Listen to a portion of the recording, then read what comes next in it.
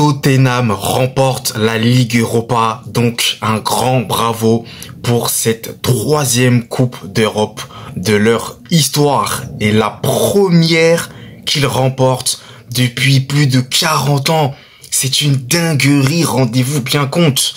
Donc un grand bravo à Tottenham. Je sais plus comment il s'appelle l'entraîneur, le coach Postecoglou, j'ai pas envie d'écorcher son nom. Il a tenu parole lors de ses deuxièmes saisons, il gagne toujours un trophée. Et là, eh bien, il a tenu sa promesse puisque Tottenham a remporté donc ce trophée lors d'une finale qui s'est disputée contre Manchester United. Victoire donc de Tottenham, un seul petit but seulement inscrit, 1-0, grâce notamment à Brennan Johnson qui est le héros de tout un club et de toute une ville même. Londres est vraiment en folie, mais je tiens quand même, encore une fois, à féliciter Tottenham. Ça va leur faire du bien, puisqu'en plus, grâce à cette victoire en Ligue Europa, eh bien, ils sont directement qualifiés pour la Ligue des Champions, sachant que au classement, Tottenham, c'est vraiment la cata. Pareil pour Man United.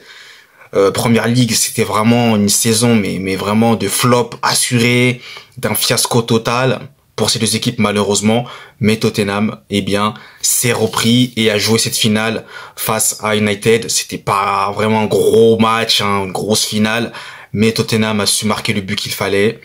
Et voilà, hein. Donc 2025, pour conclure là-dessus, c'est une saison particulière, hein, 2024-2025, parce que d'un côté, Harry Kane, qui est parti de Tottenham, gagne avec le Bayern. De l'autre côté, Crystal Palace, qui n'a jamais remporté de trophée, gagne son tout premier trophée contre Man City. Et Tottenham, qui n'avait plus gagné de trophée depuis 40 ans, plus de 40 ans, gagne donc son premier trophée. Et c'est une Coupe d'Europe, donc ce n'est pas rien. Donc encore une fois, un grand bravo à Tottenham. Et malheureusement pour Man United, encore une fois, une saison mauvaise, encore une fois, surtout sur le plan des titres remportés, puisqu'il n'y a aucun trophée remporté donc par Man United. Non, si je ne dis pas de bêtises, il me semble qu'ils ont fait une saison blanche. Hein.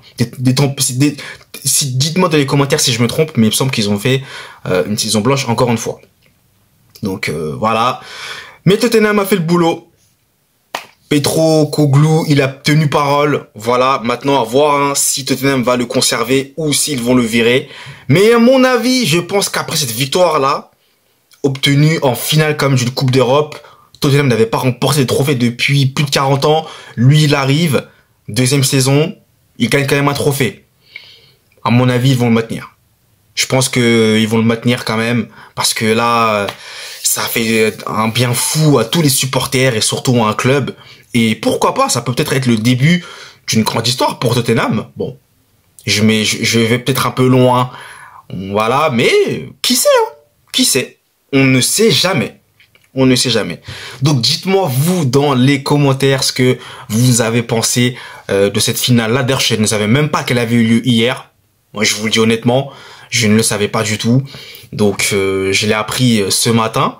Et voilà, donc, écoutez, Tottenham remporte donc sa troisième Ligue Europa de son histoire et son premier trophée depuis plus de 40 ans. C'est une dinguerie. Bravo, en tout cas, aux Spurs de Tottenham. Allez, peace!